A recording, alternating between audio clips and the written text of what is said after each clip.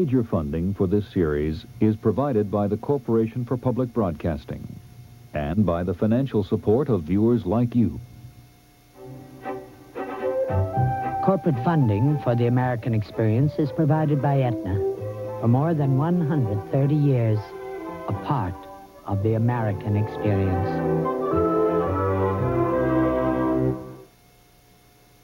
Good evening, I'm David McCullough. For a long time, the most widely read writer in America was a cheerful, handsome man with a walrus mustache who worked at a roll-top desk in downtown Chicago. His office door always open to visitors.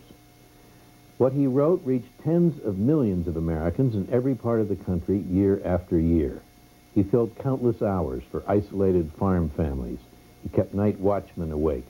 He was read aloud to sick children, carried to school, taken to sea, quoted, kept handy for reference. His success was such that special flatbed presses had to be set up to produce his opus, 10,000 copies a day of what was known variously and affectionately as the Farmer's Bible, the Big Book, the Wish Book, the Dream Book. He was Richard Warren Sears, originally from Minnesota, and he wrote nearly every word of the Sears Roebuck catalog, a particularly American phenomenon that revolutionized the way Americans lived, how they dressed, the tools they worked with, the dreams they set their hearts on. Sears was a super salesman, one of the best ever, and the catalog was his store window. With great descriptive detail and grand and honest guarantees, he sold shoes, shirts, mason jars, and pocket watches, shotguns, apple peelers, corn planters, everything from the kitchen sink to school bells and freckle cream, pianos and gumdrops. Were he here tonight to introduce our hour, he might tell you our film, Mr. Sears' Catalog, is our very finest grade. It has been tested thoroughly before leaving the factory and is certain to please everyone.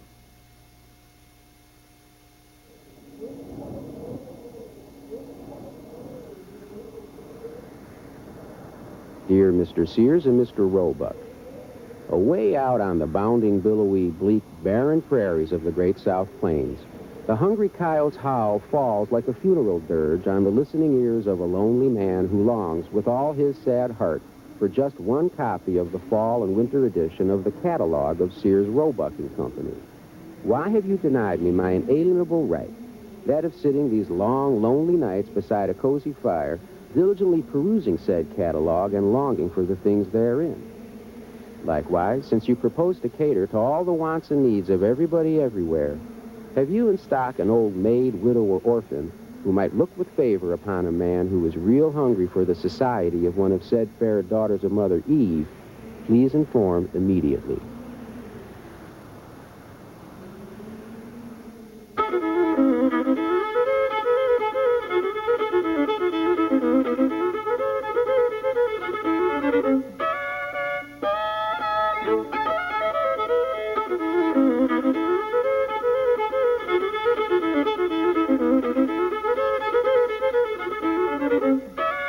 It's the 1890s, and America is still a nation of farmers, millions of them, working land many have carved out of forests and endless stretches of prairie grass.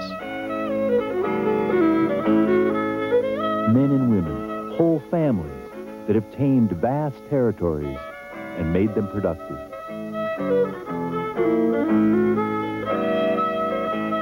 Native-born and immigrants, landowners and homesteaders. They are suspicious of the cities and the fast-talking people who live there. They believe in hard work, independence, and self-denial.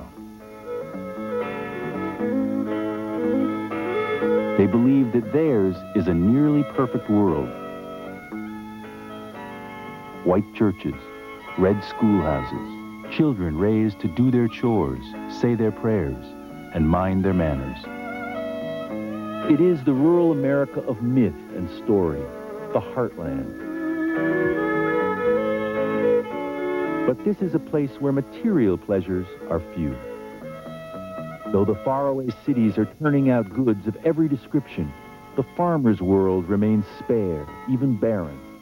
A world of hand-me-downs and homespun, of fading browns and grays. where style begins and ends on the shelves of a general store. All this was about to change.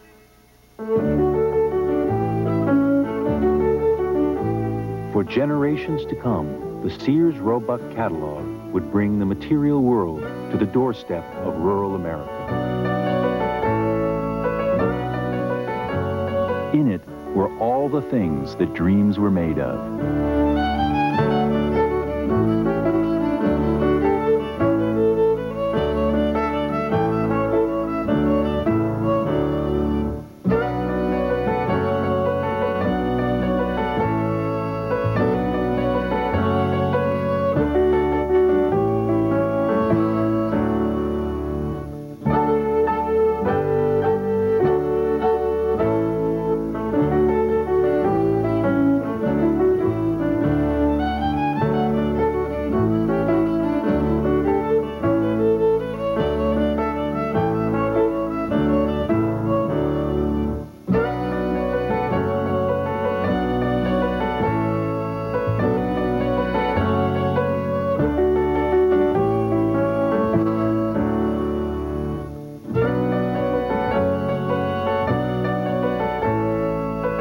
The Sears catalog and the Bible were almost universally in use in rural America for many years.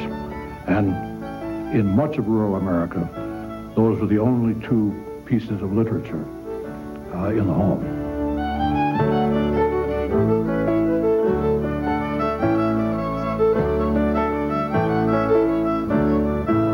Buying from the catalog must have been something like Christmas. In the mail comes this package for you, this special thing that you've picked out.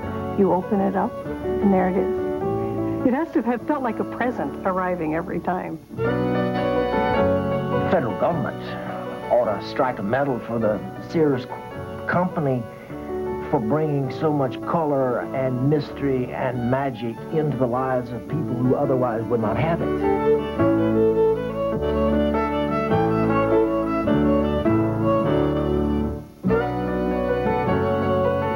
It was called the Wish Book. In its heyday, it weighed 6 pounds, ran to 1,500 pages, featured 100,000 products, reached some 20 million Americans. The Sears catalog was the creation of one man, Richard Warren Sears. He was a product of the Midwest. As a man, he built the largest retail empire in the world by knowing the character and needs of rural Americans. As a boy, he was captivated by the power and possibilities of the railroad. The railroad would become the instrument of his dreams.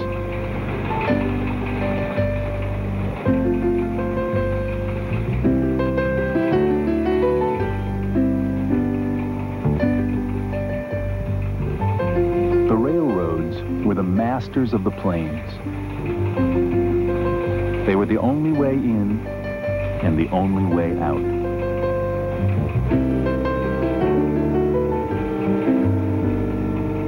Where isolation was a fact of life, the passing of a train was a reminder of the world beyond the horizon.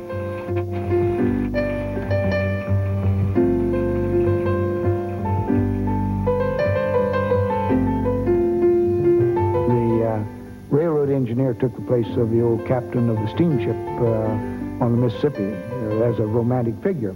The little kids wanted to be railroad engineers, and you can see why. Isolated farm kids see the train go through, boy, that's what I want to do. And he did. Growing up in rural Minnesota, Richard Sears dreamed of becoming a railroad man. When he was 19, he went to work as a station agent in the small village of North Redwood, Minnesota. One day in 1886, he received a shipment of gold watches. No one claimed them. He struck a deal with the manufacturer and set about selling them. Richard Sears never stopped selling till the day he died. He sold out the first shipment and he ordered more. Within 5 months, he had amassed a small fortune, $5,000. He moved to Minneapolis and founded the R.W. Sears Watch Company. He advertised in local papers and urged the public to order by mail. Sears wrote all the ads himself. Orders came in by the thousands. Don't go out and continue to ask your neighbor the time of day when you can have one of your own for so little money. Watches almost given away. Do not be lured into paying your retail jeweler 1/3 to 1/2 more because he poses as your friend. Our 10-jeweled Edgemere movement... The affection to the American people for Sears started with Richard Sears, and started primarily because of his ability to communicate in ways that people could understand. He didn't use big words. He did not write in a way that made people uncomfortable. He was able to create a feeling that this is a person very much like us. This is a person we can trust. Richard Sears had found his calling, a uniquely American enterprise, mail order. At first, it seemed an improbable scheme. Why would skeptical, hard-working people risk sending their money to some faraway place, to a merchant they did not know, for goods they could not see?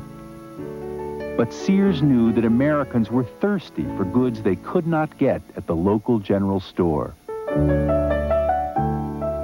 This fabled institution stood at the center of the farmer's universe, a place to gossip, talk farming, read the news, collect the mail.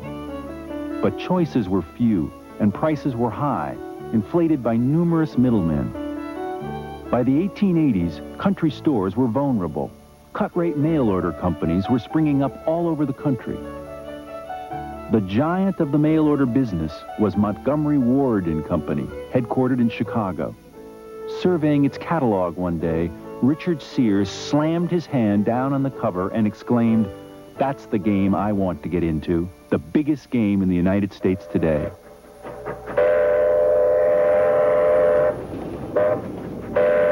In March of 1887, the ambitious young Sears headed for Chicago to join the big time.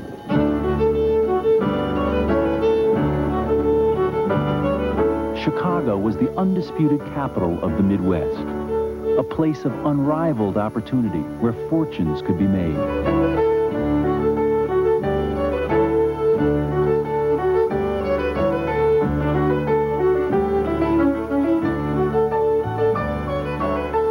It was the most modern city in the world.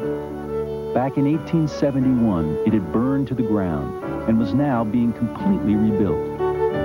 Modern architecture was being born. Louis Sullivan, Daniel Burnham, and Frank Lloyd Wright were designing revolutionary buildings.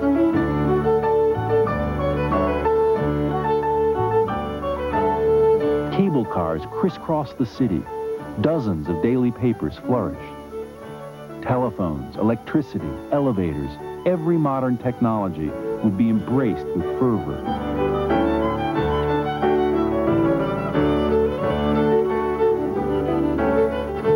It was home to great industries, steel mills, meat packers, shipyards, and railroad builders. Its extraordinary vitality was expressed in its motto, "I will." It could easily have been Richard Sears' motto as well.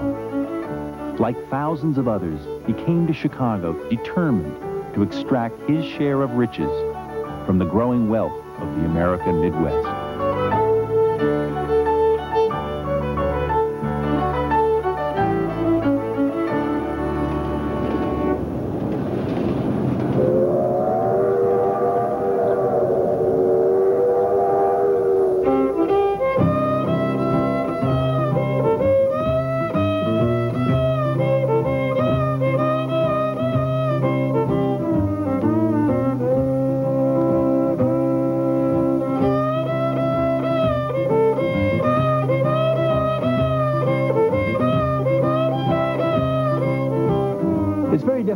For us as urban people in the late 20th century to remember how rural America was 100 years ago.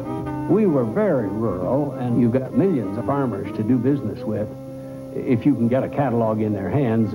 And if you take the community that I grew up in east central South Dakota, in our county, there were probably 700 or 800 farms at that time. And so this was a huge market, and it kept getting larger. And so if Sears could cut his price below the local merchant, he would have the inside track, no question about it. By 1888, farmers all across the Midwest were buying watches from the R.W. Sears Watch Company of Chicago.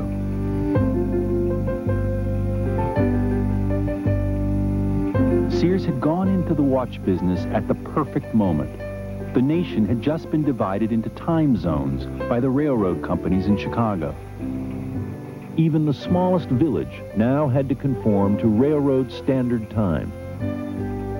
For farmers who depended on the railroads, watches were no longer a luxury, but a necessity. Sears' business was booming. He hired his own watchmaker, a young man named Alva Curtis Roebuck. Sears and Roebuck could not have been more different.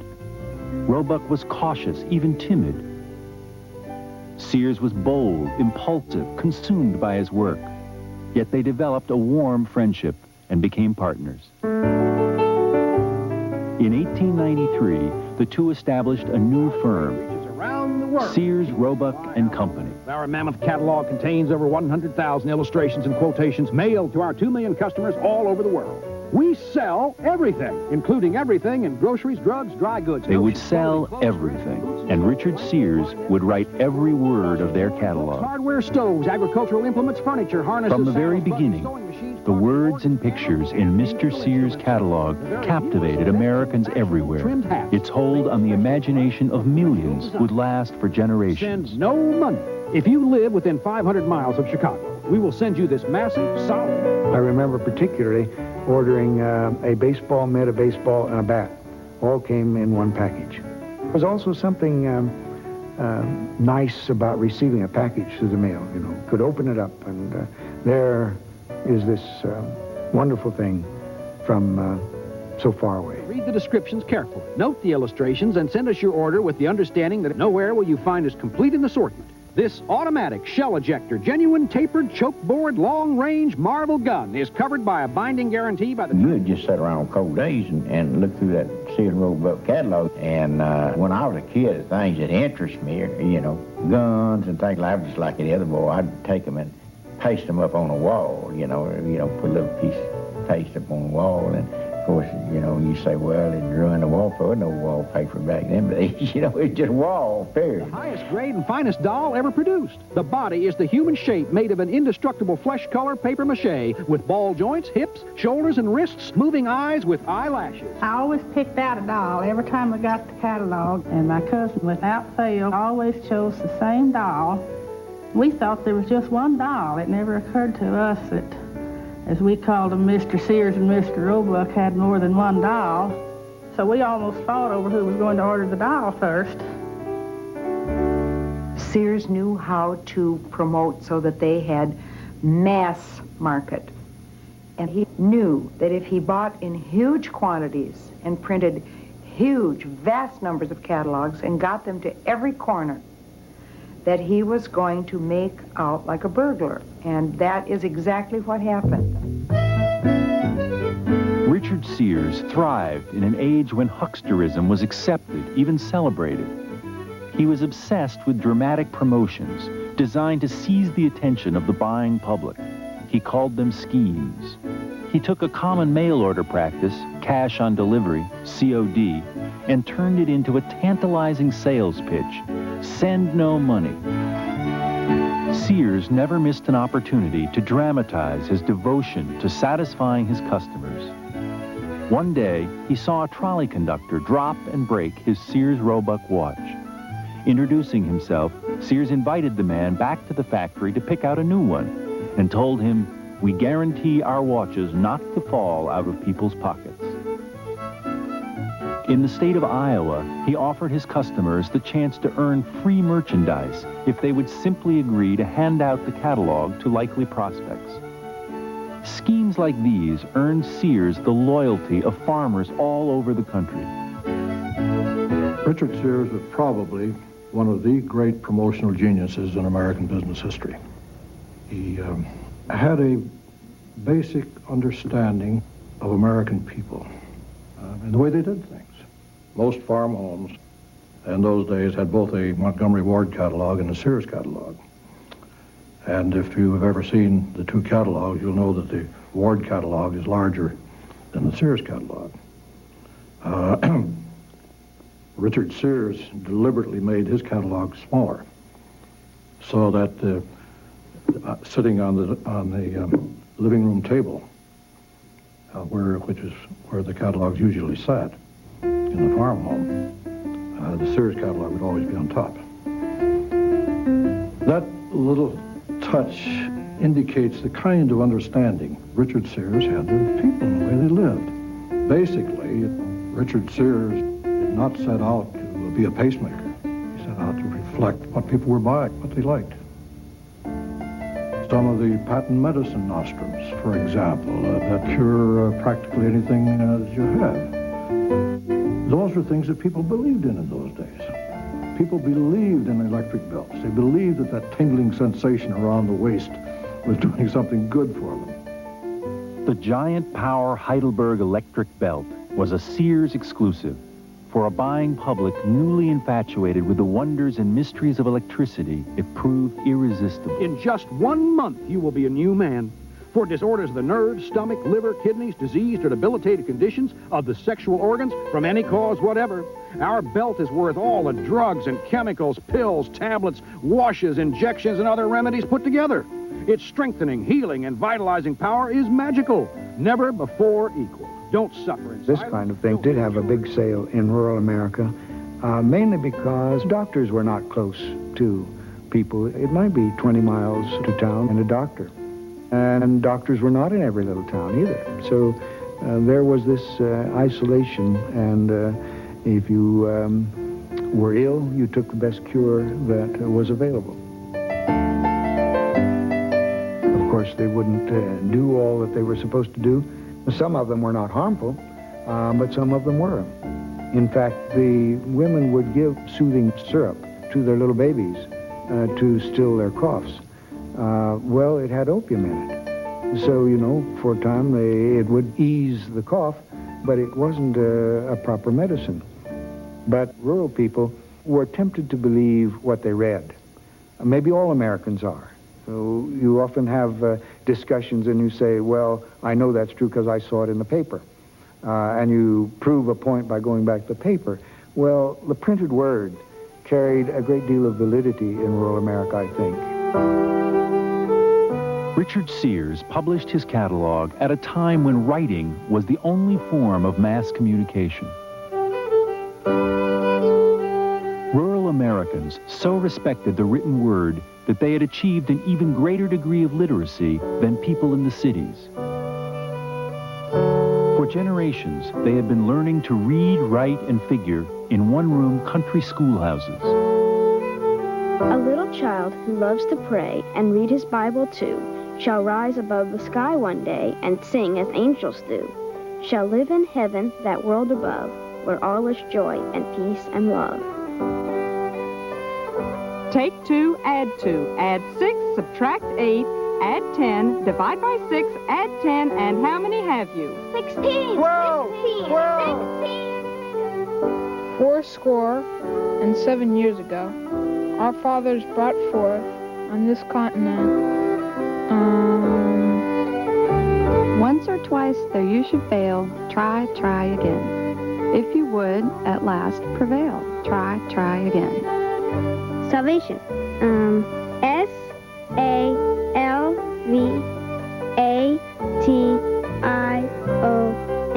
Salvation. The farmers put everything into their country schools, and they had their whole life built around the country school. They understood that in order for their children to advance, they had to know how to read, to write, and to figure. There was no nonsense about, well, maybe not everybody has to be literate, that kind of thing. They knew they had to be literate. And many of the country children would learn these great orations. Webster's reply to Hayne, for example, the Gettysburg Address. And sometimes you wouldn't know the meaning of everything you memorized, but later on, it would come to you. Oh, that's wonderful. You've got that experience there. You've got it all tucked away in your mind, and all of a sudden you see the great beauty, say, of a poem. Poems, orations, cautionary tales, books of all descriptions. Sears sold them all. Just think of being able to get books on any subject, anytime. Your choice of 10,000 titles, ancient and modern authors, latest books off the press, newest fiction. Get acquainted with the masterminds of all times. Keep posted on the progress of our own times. Your dream of a worldwide library in your own home comes true. There was no aspect of rural life that escaped the attention of Richard Sears.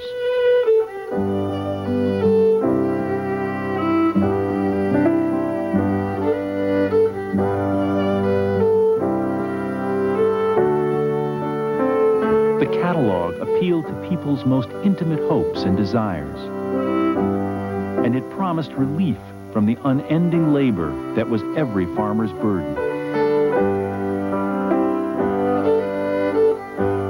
Life was, in some respects, hardest for farm women. It was a pretty tough life, that daily routine.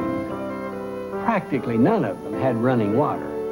So this meant that you had to bring water in from the outside. So the men might help carry in the water some, but most of the water was carried in by women from a pump or well outside. Well, that was hard work. Then there was the problem of getting the water heated and moving the water from the stove to the scrub board. Monday would be wash day, and when rural people would say Monday was wash day, they meant all day Monday. Hauling the water, setting up the copper boilers. It was a huge task that would take all day. Tuesday was ironing. Okay? Another task would be filled all day.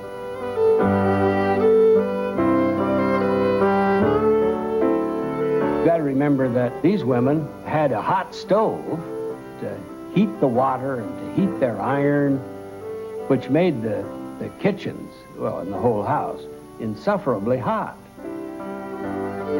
It looks like terrible drudgery as we look back, but it was what everybody did.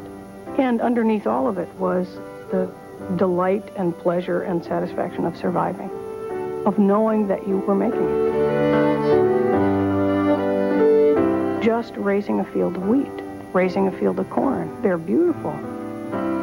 So there must have been pleasures in looking out at what you had created and what you kept going.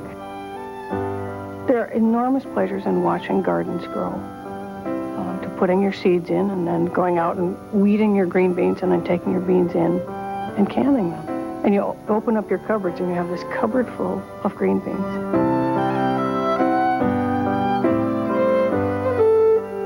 Baking bread, baking pies, baking biscuits, preparing your own milk, making your own butter. Most of daily rural life had to do with making food. It's cooking all day.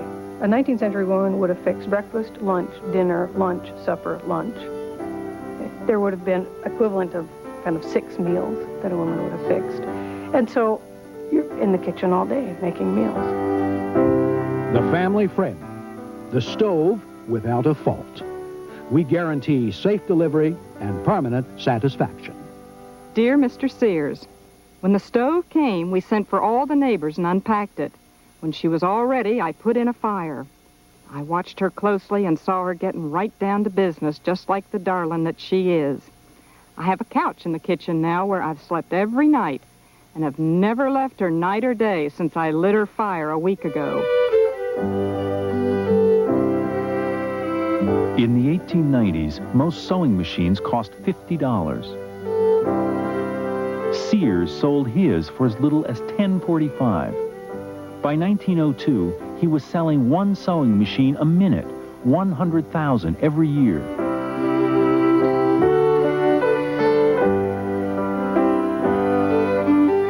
If you know the difference between hand sewing and machine sewing, it must have felt like an extraordinary luxury to have that machine.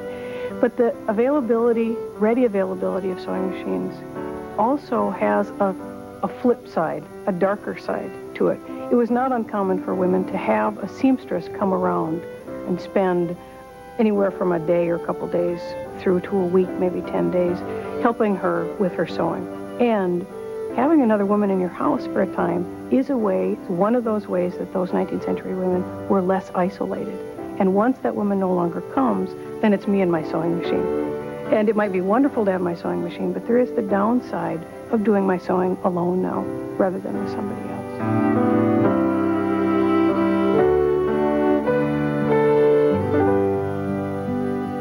Richard Sears understood something else, and that is that farmers felt a little inferior. You know, they were called hicks and hayseeds and that sort of thing. And this kind of hurt. And so if they could get more stylish goods, this gave them a sense of self-satisfaction.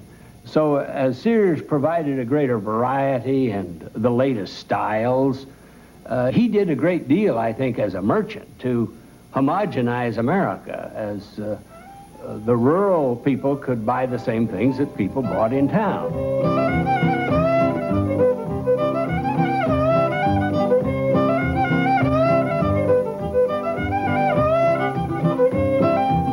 The Sears catalog was a kind of dream book, but also it's a kind of attachment to the rest of the world. There are wonderful photographs of 19th century women dressed in a kind of fancy dress.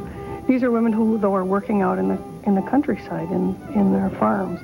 I think this is a woman who wants to be like fashionable people elsewhere. It's a person who really cares.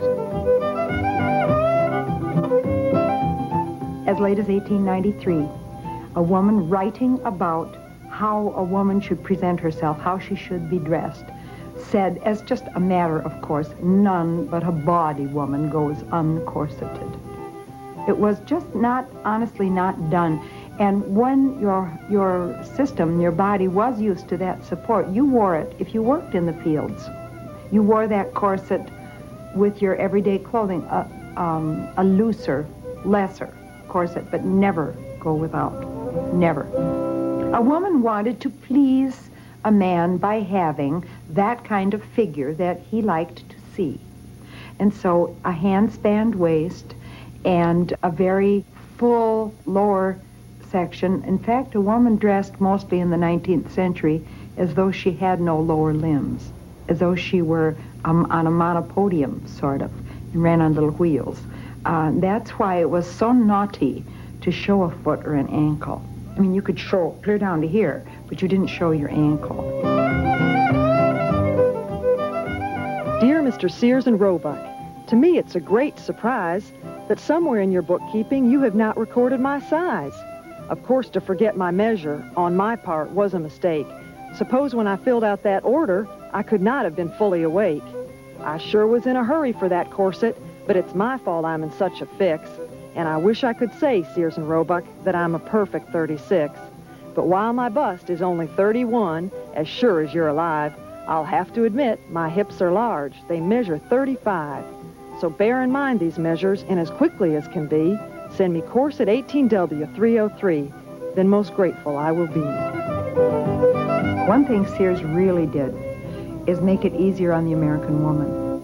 She used to have to make most of the underclothing that she and her daughters and even her sons wore. She even made a lot of her husband's underclothing. So it made it ever so much easier with Sears providing all this mail-order goods. And the merchandiser who would have one store couldn't compete with Sears. Richard Sears was so wildly successful right from the very beginning that very often the amount of orders that his advertising would generate ran him out of stock very quickly. And there were times back in those early days when they simply took orders out in the backyard and burned them. Richard Sears thrived on the anarchy he was creating, but his mild-mannered partner did not.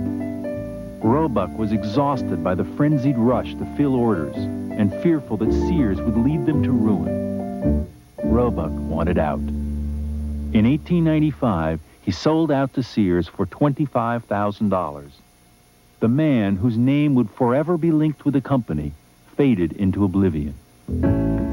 But Sears just kept on expanding. He borrowed heavily, gambling that his aggressive promotions would bring in even more orders. While Richard Sears was a promotional genius, he was not a good manager, and this was a source of real trouble. One example had to do with pants promotion.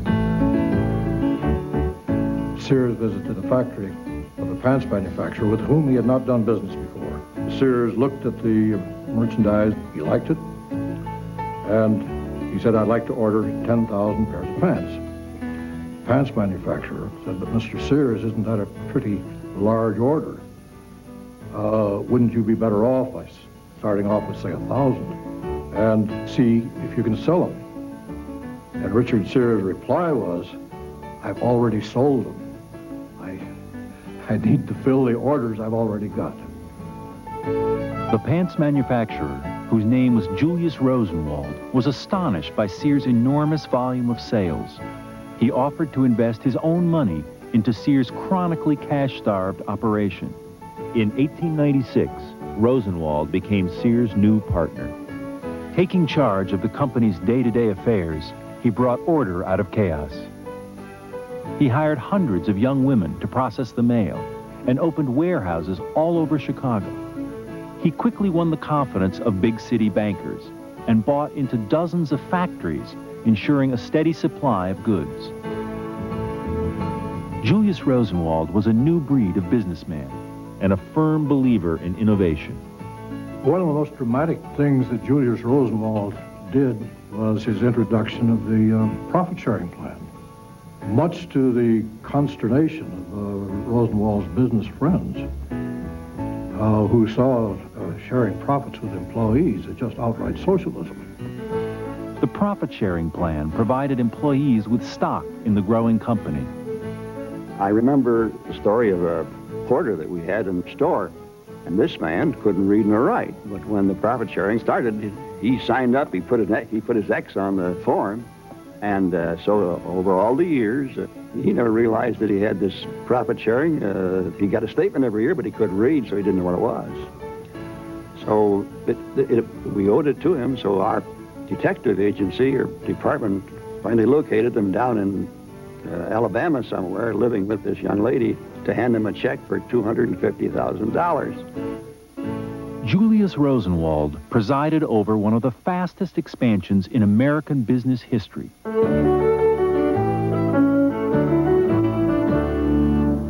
In his first 2 years, the company's sales tripled. The immense popularity of the catalog had country storekeepers up in arms. When the storekeepers were angry about the mail order business and the number of catalogs coming into the farm homes, they would often offer the children a free movie ticket if they would bring a catalog in. Then they'd take the catalogs out and burn them, have a tremendous bonfire. The storekeepers were fighting a losing battle. The catalog had just acquired a powerful new ally, the U.S. Post Office. Since the Civil War, farmers had been obliged to travel to the nearest general store to pick up their mail. Then, in 1896, the federal government inaugurated Rural Free Delivery, RFD.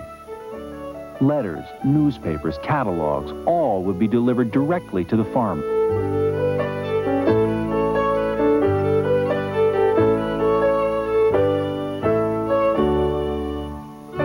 The very idea that the government was sending someone out to visit them every day delighted farmers everywhere.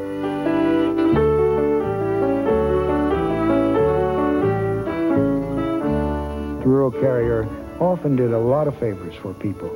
He was a sort of a romantic character, and I had ran across many stories where there'd be a note in the box, the chickens need watering, I've gone to town, would you water the chickens? Or some little favor like that. And usually the rural carrier did it. Mailman, I didn't have any change this morning, so would you sell this half a dozen eggs to get a stamp for this letter? And what change is left, bring me about 6 postcards and the rest in 3-cent stamps. Please write the name on this letter of that feller you saw me with yesterday. I guess you know him, don't you? Dear Mr. Mail Carrier, please feed our chickens and water the cows and the mule in the stable. And if the bees have swarmed, please put them in a new hive. We've gone visiting. Rural free delivery really had a profound effect on rural America.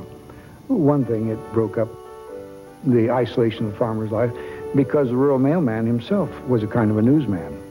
And they loved to go out and talk to him because he might have the news from the neighbor down the road. And so it was a little tough for the rural mailman sometimes to get through his route in time, particularly when he had the horse and buggy. By the turn of the century, RFD had put the catalog into the hands of farmers all across the nation.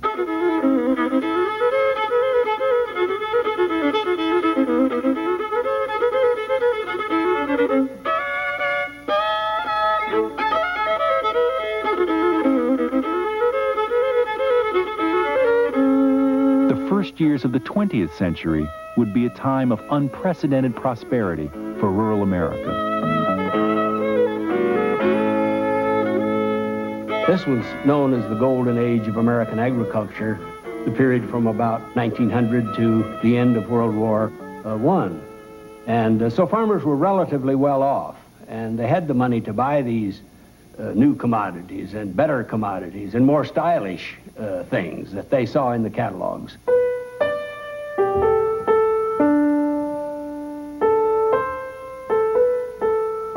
Most farm homes had a parlor, and the parlor was a place that you didn't go into every day. You didn't go there during the week with your dirty overalls in out of the field. It was a special room in many farm homes. The parlor was a place to read, to write letters, to think about the world beyond. For 46 cents, a Sears stereoscope could take you anywhere.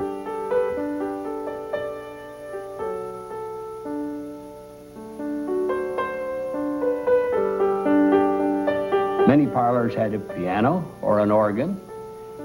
Especially this would be true if there was anybody in the family that could play one of those instruments. And it's surprising how many people could play the piano in these rural communities. You never had any trouble, at least to my knowledge, of finding somebody who could play the piano or the organ for church or at school or wherever it might be. At one time, there were more pianos and organs in American homes than bathtubs. Families gathered around the piano, entertaining each other, singing together. Guitars, violins, banjos, mandolins, clarinets, these were the instruments of courtship, celebration, and ceremony. But in 1897, the catalog introduced an intruder into the parlor, the phonograph. Thomas Edison's new machine and the mass-produced recordings he sold fascinated the country. Passive entertainment had arrived. The family would now gather around Edison's machine and listen to Sousa marches, sermons, minstrel shows, comedians, opera stars, and the popular songs of the day. On the banks of the Roebuck, far away. When someone got a phonograph, there was a signal on the party line. I think it was 4 longs. See, we didn't have phone numbers. We had 2 shorts and long or 2 longs and so on like that. You turned the old crank on the telephone, about a half a turn for the short and a couple of turns for the long, and we knew everybody's ring by how many shorts and longs it was. So 4 longs was the signal for everybody on the party line, and there were many, to take down the receiver, and then whoever had the phonograph would play records.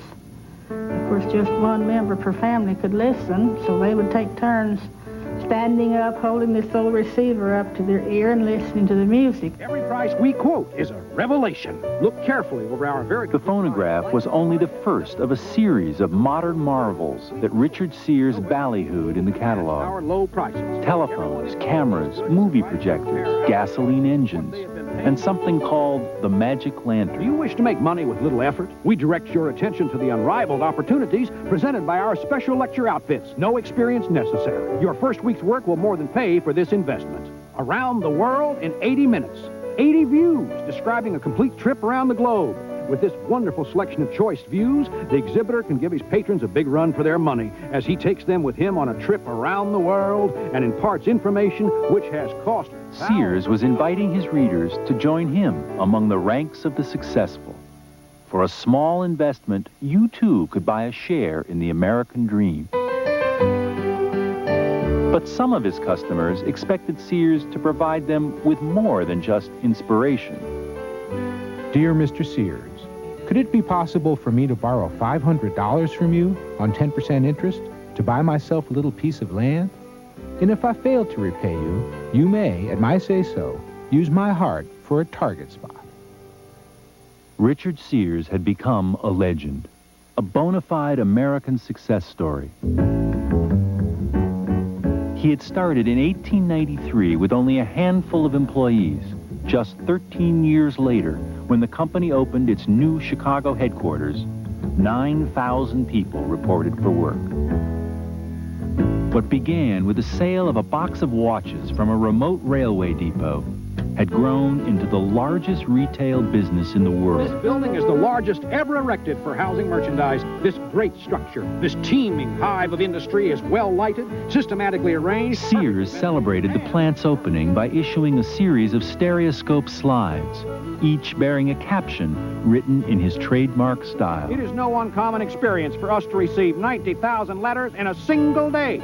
The young women who open our mail are far above the average in intelligence. As rapidly as the mail sacks are received, the letters are passed through a machine which stamps the date and hour of arrival of each and every piece. This work... To make sure that one order consisting of buttons, coffee, curtains, corsets, and a shovel would come together in the same place at the same time was no simple matter. Clothing is on the 9th floor, cameras... The plant was a triumph of modern industrial design. Baskets containing these goods are put into spiral chutes and immediately begin a gravity descent to the shipping room. The goods are disposed of as rapidly as if they were thrown out of a window. Every order is dispatched by means of our pneumatic tube system. We use more than 15 miles of tubing, which takes the place of an army of messenger boys. We handle as many as 105,000 orders in a single day. To print our big catalog, we operate the largest private press room in the world. If Gutenberg, the inventor of printing, could come back to Earth today, he would scarcely recognize the craft he followed in his lifetime. In the course of a single day, we print 30,000 copies of our 1,200-page catalog. In the course of a year, we send through these presses a strip of paper long enough to wrap 9 times around the world. If these rolls were piled end upon end, one atop... Even Richard Sears could not exaggerate the immense scale of this merchandising and distribution machine. It now not only sold, but manufactured its own vehicles, shoes, cameras, saws, safes, stoves, washing machines, organs, furniture, guns, plumbing supplies, and plows. 75,000 buggies a year, 10,000 gallons of paint a day, over 7,000 rolls of wallpaper an hour. They even sold entire houses. This was an economic colossus. But for Richard Sears, the maturing of his company was a mixed blessing. The genius of promotion was being eclipsed by Julius Rosenwald and his modern corporate strategies. The company had outgrown the need for Sears' impassioned salesmanship. In 1908, at the age of 44, he retired. The one-time railroad man who had started with just $50 to his name was worth $17 million. Just 6 years later, he died.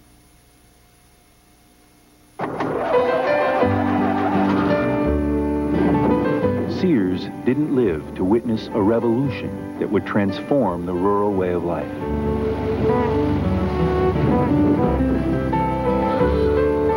For farmers, the automobile provided undreamed-of freedom. The countryside would never be the same again. The gasoline engine eased many of the burdens of farm life, but cherished traditions began to fade. In many places, one-room schoolhouses were legislated out of existence. The general store was beginning to disappear. Even the mailman was in a hurry now. He didn't have time to chat. In the span of a single generation, America had changed.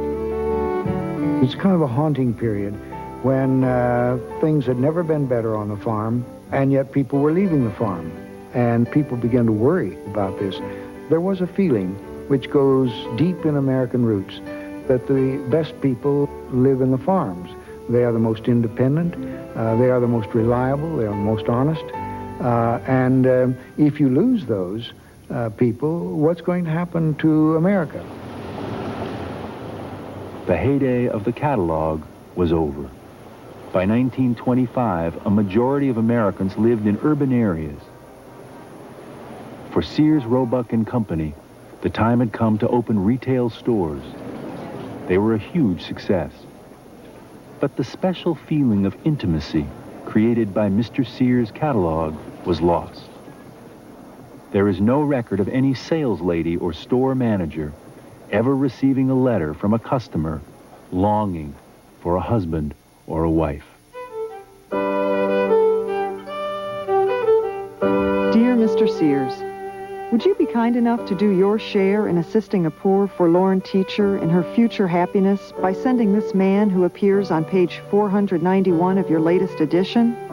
If at the present time this particular man is not in stock, I leave the responsibility of choosing my future mate up to you. Thank you kindly. Dear Mr. Sears, would like to know which sounds better for children to call their parents. Father, mother, papa, mama, or daddy. Have a girl who likes to write with her left hand. Would you train her to write with her right hand or not? And why? What is the meaning of rhythm? And what are physics? Have you a book for sale that explains how words are pronounced? Let me hear from you soon. Thank you kindly.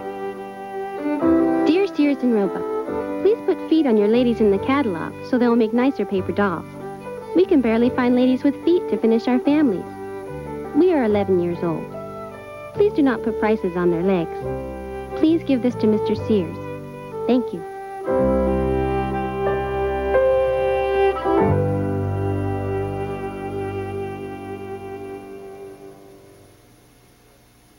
In 1933, in the worst of the Depression, a small elderly man came to the Sears Roebuck employment office in Chicago to ask for a job, any job. It was Alva Roebuck, the Mr. Roebuck of Sears Roebuck, who had run on hard times. Since selling his share of the company back in 1895, Roebuck had invented an improved typewriter called the Woodstock, which was later made famous in the sensational Alger Hiss case.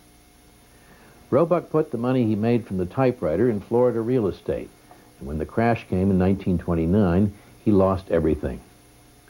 Roebuck was hired back at Sears. He worked for wages as a celebrity cutting ribbons at the openings of new stores.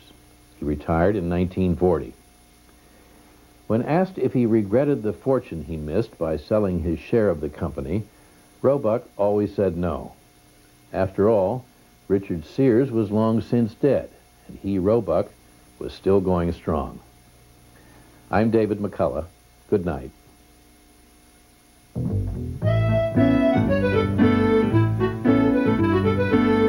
Now stay tuned as Kansas City Illustrated goes behind the scenes of the film Mr. and Mrs. Bridge. Starring Paul Newman and Joanne Woodward, the movie is currently being filmed on location throughout the area. That and more next on Kansas City Illustrated. This is TV worth watching, Kansas City Public Television.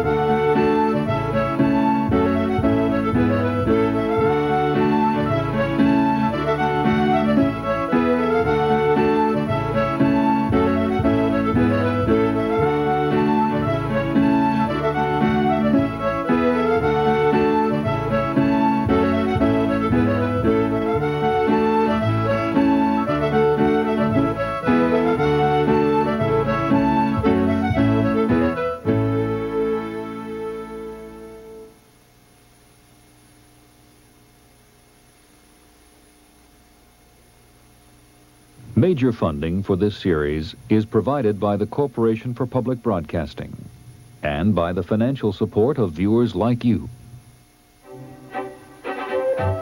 Corporate funding for the American Experience is provided by Aetna. For more than 130 years, a part of the American Experience.